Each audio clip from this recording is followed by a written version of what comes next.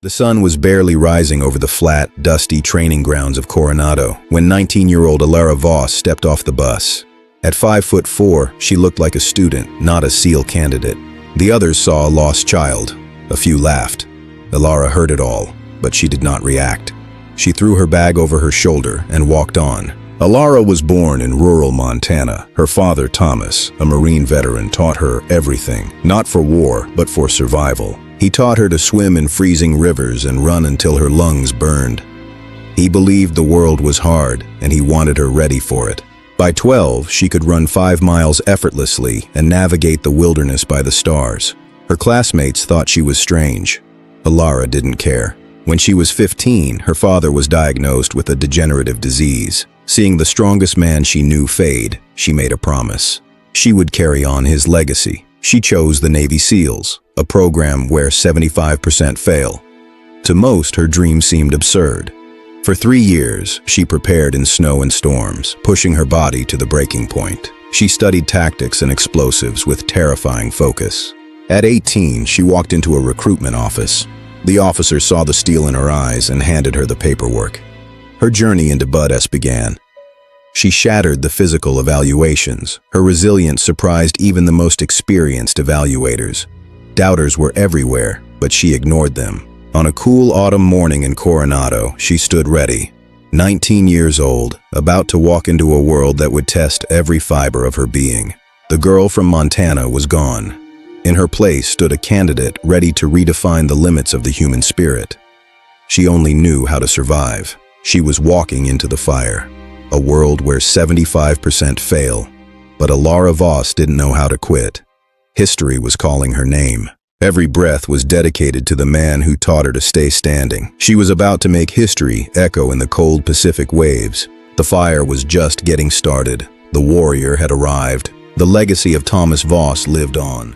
The first week of BUD/S training was designed to do one thing and one thing only: to make people quit.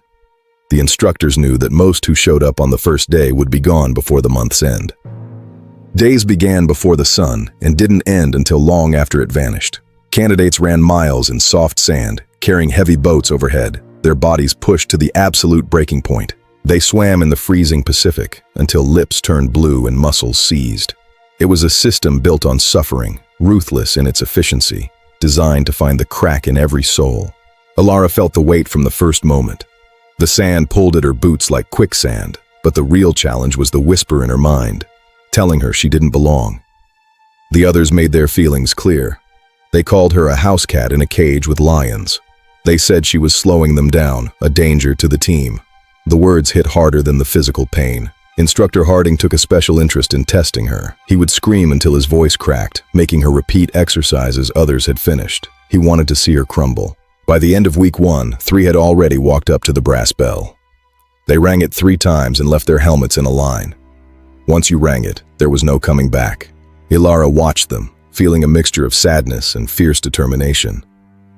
Each ring was a reminder of what she was fighting, the idea that there were limits to what she could achieve. She was fighting for her father. He sat in a wheelchair, body weakened, but his eyes were still fierce.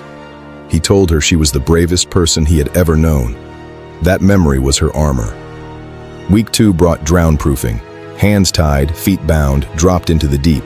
The water closed over her head, and for a moment, the urge to sink was overwhelming. But then she saw him. That memory was a rope thrown to a drowning person. She grabbed it and pulled herself to the surface. She would not let the water win. The men began to notice. She didn't complain or ask for special treatment.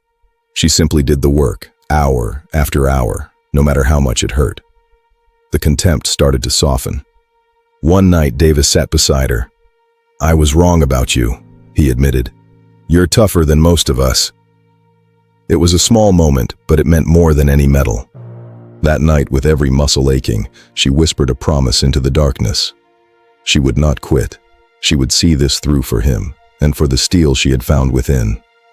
Because the steel inside Alara wasn't just forged in the fire, it was tempered in the freezing tides of the Pacific. She wasn't just surviving, she was becoming.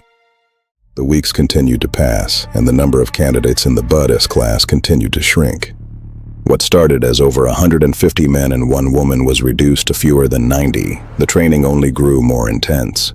Alara had settled into a rhythm. Her body had adapted to the constant punishment in ways that surprised even her. The pain was still there, but it had become a companion, something that reminded her she was still alive. This was a mental trick her father taught her in Montana. He told her that pain was just information. The body could take far more than the mind believed. The key was to stop listening to the alarm bells. The snide remarks had dried up. There was a quiet understanding that anyone still there had earned their right to stay. She was not the strongest, but she was the most steady. Reliability was worth more than raw strength in Bud-S. Then came the third week's defining moment, a timed 4-mile ocean swim in combat boots and full uniform. The water was freezing, the currents were strong, and the margin for success was razor thin. She paired with Davis. They moved together, matching stroke for stroke, fighting the rhythmic pull of the Pacific. But halfway through, the current shifted. Davis began to fall behind, his strokes becoming labored and slow.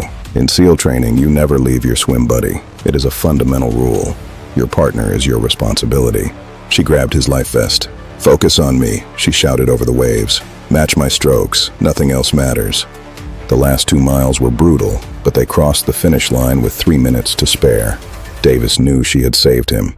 Senior Chief Harding, who had tried to break her, pulled her aside. He looked at her with an unreadable expression. He said 6 words she would remember for the rest of her life. "You are going to make it." It wasn't pride. It was a deep, unshakable knowing that she was exactly where she was meant to be. The class grew smaller every day. Those who remained were bound by an experience no one else could understand. That weekend, she called her father. His voice was weaker, but he listened to every word of her struggle. When she told him about the swim, there was a long pause. Then she heard him cry, deep, shaking sobs of pride. He told her she was carrying the flag for both of them now, and carrying it higher than he ever could have. She was a daughter who loved her father, and she was doing this for him. The 4th week of Bud-S training was known throughout the military community by a name that sent chills down the spine of anyone who heard it. It was called Hell Week. It was the ultimate test of human endurance. A 5.5-day gauntlet of continuous physical activity with no more than 4 hours of total sleep. Historically, this was the definitive filter. It began Sunday evening with Breakout, a sudden explosion of chaos designed to shock candidates out of any sense of security. Smoke, deafening noise, and a wall of freezing water from fire hoses. From that point forward, they would not stop moving. The first night was a blur of running, swimming, and the crushing weight of boats carried over freezing limbs. By Monday morning, Alara had been awake for over 24 hours. Her joints ached with a grinding pain that seemed to come from inside the bone itself. Her mind was beginning to play tricks on her. Shadows moved where nothing was moving. Shapes flickered in the corners of her vision. She knew this was the sleep deprivation, but knowing didn't make the ghosts any less real. By Monday afternoon, the brass bell began to ring regularly. Each 3-ring punctuation mark meant another candidate had quit. Tuesday brought surf torture. Linked together in the freezing Pacific, the cold seeped into their bodies like poison. In the water, there were no distinctions, only people trying to survive. Everyone was breaking down. By Wednesday, the cumulative toll fractured the mind. Alara found herself unable to remember simple directions. During rare rests, she visualized a small flame inside her chest. She fed it with memories of her father and the mountains of Montana. Thursday was a fog of pain. The instructors kept screaming, and the ocean kept crashing with its cold, indifferent waves. By Friday morning, the end was in sight. When the final whistle blew, the silence was overwhelming. Candidates collapsed. She had survived Hell Week. She was still here. And no one was laughing at her anymore. The weeks after Hell Week brought a new challenge. Phase 2 shifted focus from raw endurance to the silent, lethal world of combat diving. This was where SEALs earned their name. Candidates were immersed in combat diving, underwater navigation, and demolition. For Alara, the water was a sanctuary. Her Montana childhood gave her an instinctive comfort that surprised even hardened instructors. The breath control techniques her father taught her proved invaluable. She could stay calmer than anyone else in the program. Instructors tested them relentlessly, pulling masks and tying air hoses in total darkness. Alara met every crisis with terrifying composure. But Phase 2 brought a hurdle Alara hadn't anticipated: the classroom. Combat diving required advanced mathematics, decompression, and gas mixtures. Advanced math was never her strength. For the first time, she felt doubt. She could outswim anyone, but the calculations were a different beast. She did what a true warrior does. She asked for help. She approached Reeves, an engineer who found the numbers easy as breathing. They sat together every evening for weeks, working through numbers until she could do them in her sleep. It was humbling, but necessary. She learned that strength wasn't just about pain. It was about the courage to admit where you fall short, and the discipline to fix it. Reeves had been a skeptic, but watching Ilara's dedication changed him.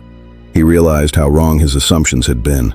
The exercises grew dangerous. They practiced navigation in zero visibility. Total trust was the only currency that mattered. They used rebreathers that left no bubbles. In dark water, your life depended entirely on the person swimming beside you. During one exercise, 30 feet down, Ilara's partner, Torres, signaled a crisis. His rebreather was failing. He was starving for oxygen. Ilara didn't hesitate. She shared her air and worked by feel in total darkness, keeping him calm while she saved his life. The ordeal lasted 2 minutes, but felt like an eternity. Once his air returned, they continued as if nothing had happened. Senior Chief Harding, a man not known for praise, made a quiet note in Ilara's file that would later become legendary. He wrote she responded faster than most he'd seen in 15 years. Ilara simply thought she'd just done her job. Phase 2 ended. Ilara passed in the top third. Reeves scored even higher. They looked toward the horizon together. The final stage awaited: land warfare. They were leaving the beaches for the mountains and deserts to define their careers. Ilara carried her father's words: "The moment you start feeling comfortable is the moment you should start worrying." Complacency is the enemy. She had survived the deep. Now, she was heading into the fire. The hardest tests are the ones you never see coming. The land warfare phase of Bud S was held in the rugged mountains east of San Diego, teaching candidates to survive and fight in hostile environments around the globe. Ilara discovered a natural talent for marksmanship, rooted in her father's early lessons in Montana. Her uncanny precision on the range earned her a new level of respect among her peers. But the true test was leadership. Leading a moonless night patrol, Ilara faced a sudden tactical crisis. She adapted instantly, redirecting her team to safety and success. Her composure under pressure showed the tactical flexibility essential for a combat leader. She had proven she could not only endure, but lead. In the end, she was no longer an outsider. She was a sister to her brothers, a member of a team carrying her share of the load. She belonged. The final stretch of Bud S was a crucible called qualification. Here, candidates like Ilara Voss had to apply months of agony into realistic high-pressure warfare. It was the most complex phase, combining diving, land tactics, and small unit missions. Missions that tested the very limits of human capability. Ilara met this end with a disciplined focus. While others slept, she reviewed notes. While others rested, she practiced. Her focus had become her hallmark. The survivors were now a tribe, bound by a fierce, unconditional loyalty. The exercises spanned weeks. Full-scale beach assaults from the sea, direct action raids under live fire, hostage rescues where seconds dictated life or death. Through it all, instructors watched, their notes deciding who earned the right to be a SEAL. The ultimate test, a 4-day field exercise in the remote desert, minimal supplies. Hunted by experienced military role players, it required stealth and endurance, and the capacity to make smart decisions under extreme fatigue and pressure. Ilara's team moved like ghosts across 30 miles of open sand. No resupply. Just the fundamentals. Move, think, keep going when your body says stop. During the final raid on a communication tower, Ilara provided overwatch. Motionless for hours on a rocky hillside, her scope became the team's guardian. She fired no shots, but her presence gave them the confidence to strike with speed. When the dust settled, a palpable finality filled the air. The gauntlet was over. Those who had made it through were standing on the threshold of something extraordinary. Inside the evaluation room, the faces were unreadable. The air was thick with tension. Senior Chief Harding's gaze was steady, appraising. For 20 minutes, they dissected her journey. Ilara answered without hesitation, her mind flickering to her father back in Montana, and the brothers she'd found in the mud, men who had become her family. She thought about the brass bell and the silence of those who had rung it.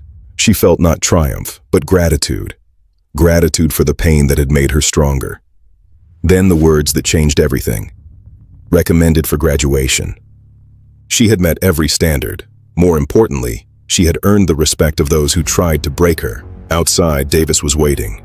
He didn't need to ask. He could see it in her eyes. The cadet was gone. A warrior remained. She had survived.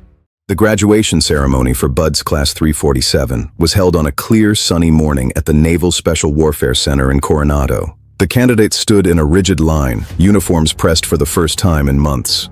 Of the 153 who started, only 27 remained. It was a dropout rate of over 82%, a testament to the difficulty of this particular class. Elara Voss stood among them, her eyes fixed forward as her mind raced through memories. She remembered the frozen Montana rivers and the dark waters of the Pacific. Every step had led here. She had become a sister to the men who once viewed her with skepticism. She was ready. As a senior admiral spoke of the sacrifices of those who came before, the weight of the moment settled. He spoke of honor, courage, and commitment, the responsibility each graduate was now accepting. Then, the instructors moved down the line. When Senior Chief Harding reached Elara, he paused. His sharp, penetrating eyes softened. For the first time, she saw something different in them. He pressed the gold trident into her uniform, tapping it firmly with his fist in the traditional gesture. "You earned this more than anyone I've ever trained," he whispered quietly. Elara felt her eyes sting, but she did not let herself cry. Not here. Not now. After the dismissal, Elara scanned the crowd and found her mother, Catherine. Catherine stood at the edge of the crowd, her hands clasped in silent, overwhelming pride. They met in the middle, and Catherine held her daughter so tightly that no words were needed. But behind her sat a figure Elara hadn't expected. Her father, Thomas, had made the journey against all advice. Nothing in the world could have kept him from being here today. Elara walked over and knelt down.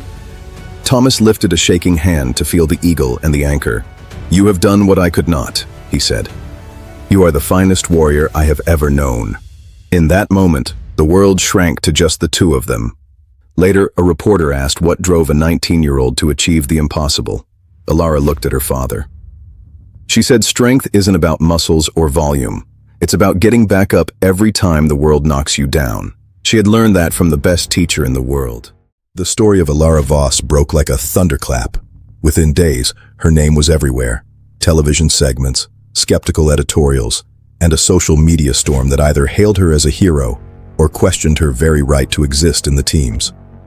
Elara ignored the noise. She reported to Team 3 in Coronado, consumed by a new reality. Being assigned to a team wasn't the victory. It was the beginning of a grueling probation where respect had to be earned from scratch. The men of Team 3 were professionals of the highest order, bearing the scars of a decade at war. They didn't care about headlines or graduation ceremonies. They cared about performance, reliability, and the team. Chief Warrant Officer Marcus Stone set the tone. No special treatment, no extra attention. He held her to the same standard as any other operator. It was exactly what Elara wanted, to be treated like a SEAL, not a headline. The learning curve was steep. Elara threw herself into the training, studying after-action reports late into the night. She absorbed information like a sponge, proving she wasn't just going through the motions. She was committed. In Montana, Thomas Voss watched the coverage with a mixture of pride and fear.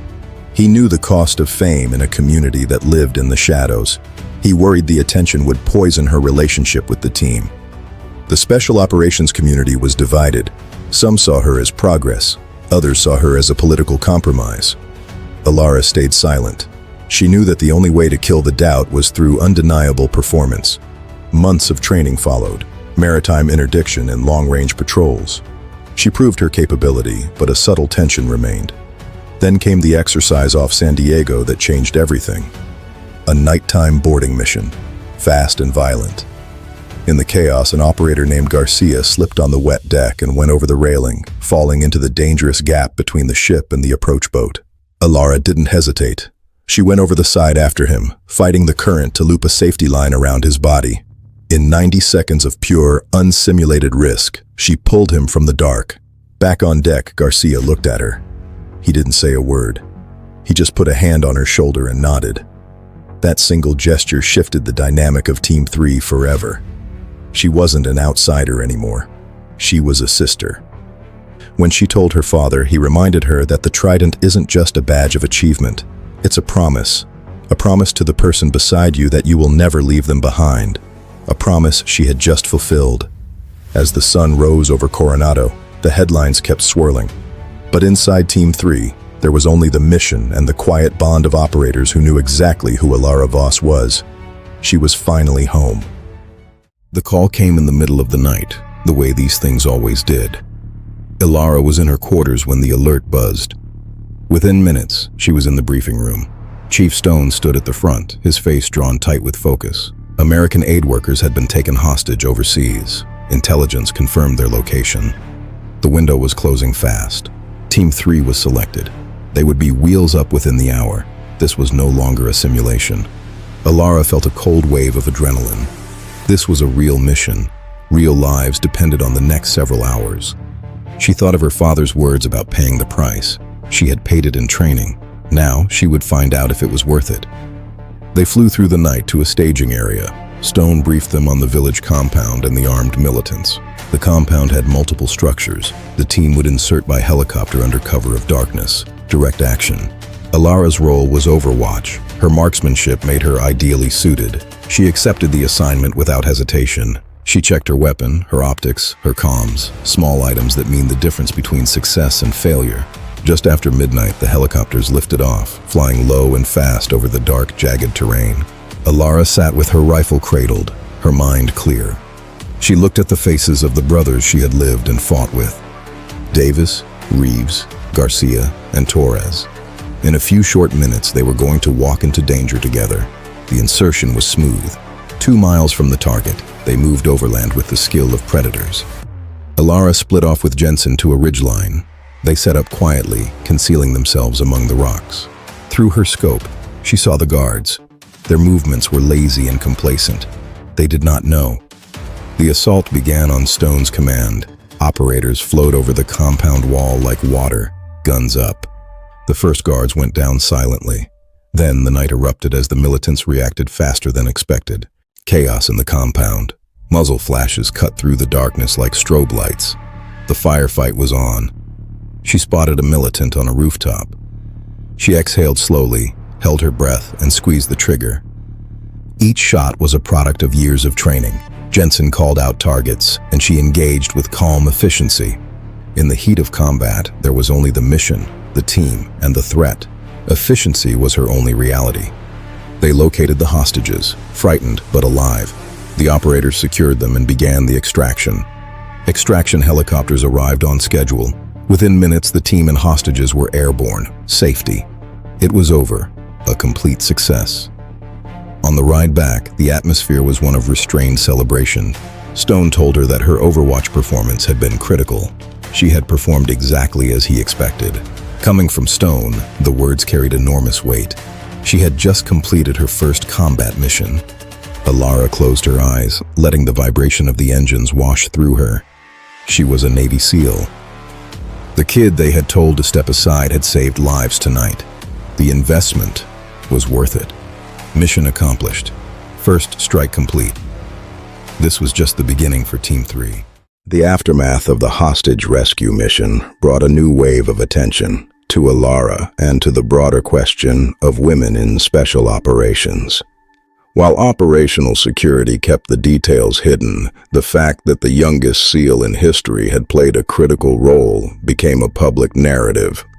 The debate that had simmered since her graduation erupted with renewed intensity.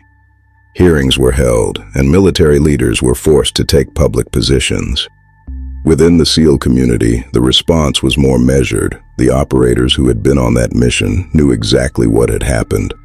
There was no debate among them. She had proven herself in the most definitive way possible, in combat, under fire, when lives were on the line. Chief Warrant Officer Stone wrote a report that praised Alara's performance in detailed terms. He recommended her for a commendation. It was approved and awarded in a quiet ceremony. The citation spoke of her exceptional skill, composure, and tactical judgment. Alara received it with the same quiet grace that had characterized her career. She did not seek the press. She simply continued to do her job. But away from the public eye, the impact of her achievement was beginning to ripple outward in ways she could not have anticipated. Young women across the country began to reach out. Letters arrived from girls in Ohio and firefighters in Texas, all inspired by her example. A 17-year-old from Texas wrote that she had been told she was too small to do anything important. Alara gave her the courage to apply. A 30-year-old firefighter wrote that Alara's story reminded her why she chose her own career despite the doubts of others.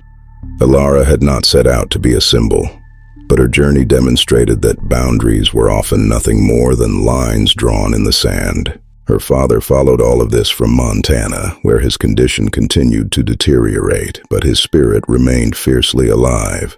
Thomas Voss could no longer walk, and his hands had weakened, but he consumed every piece of news about his daughter with a fierce appetite. He told Catherine that Alara had accomplished more in her short time as a SEAL than he had in his entire career. Catherine smiled and told him he was wrong. She reminded him that everything Alara was came from him. As the months continued, Alara settled into the rhythm, training exercises, deployments, and the shared intensity of special operations. She earned the trust of her teammates, not just as a capable operator, but as a leader, someone they would follow without hesitation. When she was officially accepted as a full member of Team 3, they threw a small celebration. It was one of the most meaningful moments of her life. She was home. That evening, she called her father to tell him the news. His voice was faint, but his pride was unmistakable. He told her he was running out of ways to say how proud he was, that when he closed his eyes, he saw her face, the most beautiful thing in the world. Everything she had done, and everything she would ever do, was because of him. In the silence of her quarters, she held that feeling close. The story of Alara Voss did not end with Team 3. It continued in the quiet work of a Navy SEAL, the deployments and ordinary moments sacrificed to serve in the shadows. She went on missions, successful and difficult, carrying lessons forward. She became a mentor, passing on the discipline and resilience her father had taught her. Then, on a cold January morning in Montana, Thomas Voss passed away. He died peacefully, with a photograph of Alara in her Navy uniform by his bed. Alara was on deployment when she received the news. The grief hit her like a physical blow, buckling her knees and taking the air from her lungs.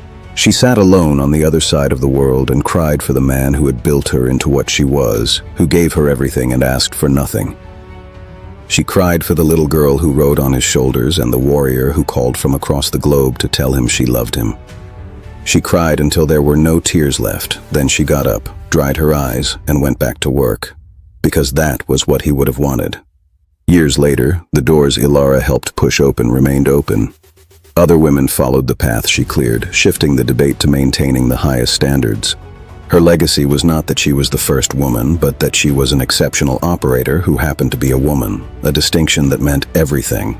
Eventually reaching leadership, she oversaw the training of a new generation, bringing the same discipline and humility that defined her entire career. She never forgot her roots.